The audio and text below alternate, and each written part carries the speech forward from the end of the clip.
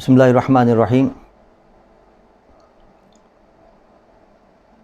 سید نساء العالمین، سیدہ کائنات حضرت بی بی فاطمہ زہرا رضی اللہ تعالی عنہا کے بارے میں ڈاکٹر اشرف آصف جلالی صاحب کی زبان سے کچھ الفاظ نکلے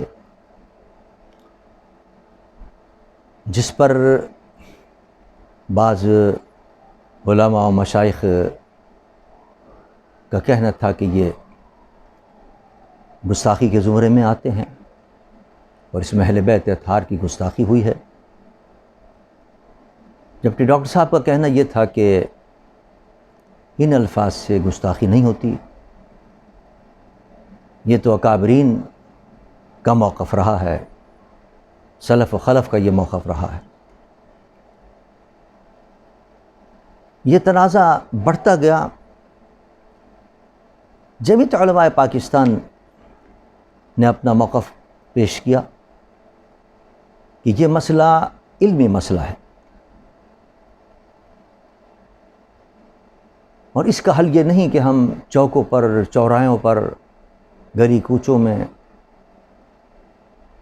یا سوشل میڈیا پر یا واٹس ایپ کے ذریعے یا فیس بک کے ذریعے اس مسئلے کو حل کریں، بلکہ اس کا حل کرنے کا طریقہ یہ ہے کہ مقتدر علماء اور مستند مفتیان کرام کا ایک بورڈ تشکیل دیا جائے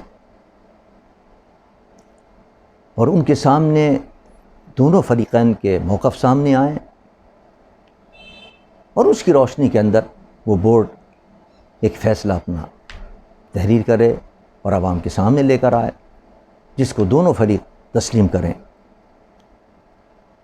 ابھی ہم جمعیت علماء پاکستان اس کوشش میں لگی بھی تھی اور یہ کوشش کر رہی تھی، حمایدین اہل سنت سے، قائدین اہل سنت سے اس سلسلے میں رابطے ہو رہے تھے کہ اس مسئلے کو حل کیا جائے، اور یہی واحد طریقہ ہے کہ ایک بورڈ تشکیل دے کے اور اس کے سامنے اس مسئلے کو رکھ کر اس کو حل کیا جائے متفق طور پر۔ کہ اچانک خبر آئی کہ ڈاکٹر اشرف آصف جلالی کو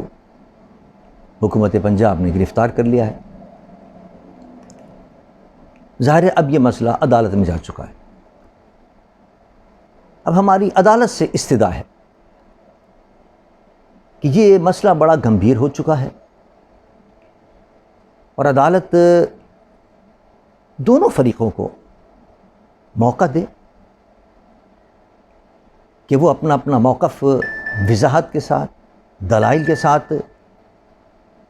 عدالت کے سامنے پیش کر سکیں، اور اس کی روشنی کے اندر پھر عدالت اب فیصلہ کرے کہ آیا واقعی ڈاکٹر اشرف آصف جلالی گستاخی اہل بیت کے مرتکب ہوئے ہیں یا نہیں ہوئے، کیا ان کا موقف درست ہے کہ انہوں نے کوئی گستاخی نہیں کی، یا دوسری جانب کے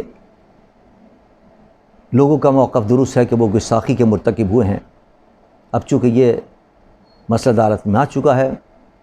عدالت کی ذمہ داری ہے کہ وہ فریقین کو پورا موقع دے کر ان کے دلائل سن کر اور پھر اس پر کوئی فیصلہ صادر کرے، تاکہ جو عوام کے اندر ایک اضطراب اور انتشار پھیل گیا ہے اس سے نجات مل سکے۔ بلکہ میری تو اب بھی یہ رائے ہے کہ اگر علماء کا ایک بورڈ تشکیل دے دیا جائے اور وہ جانبین کے دلائل کو دیکھ کر کوئی فیصلہ صادر کرے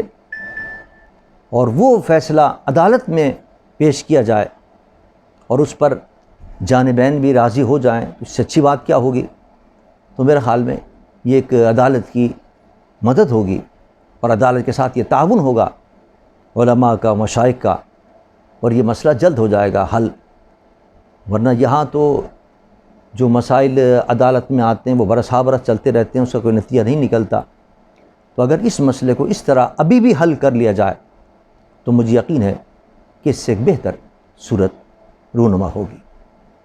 وما علینا الا البلاغ المبین۔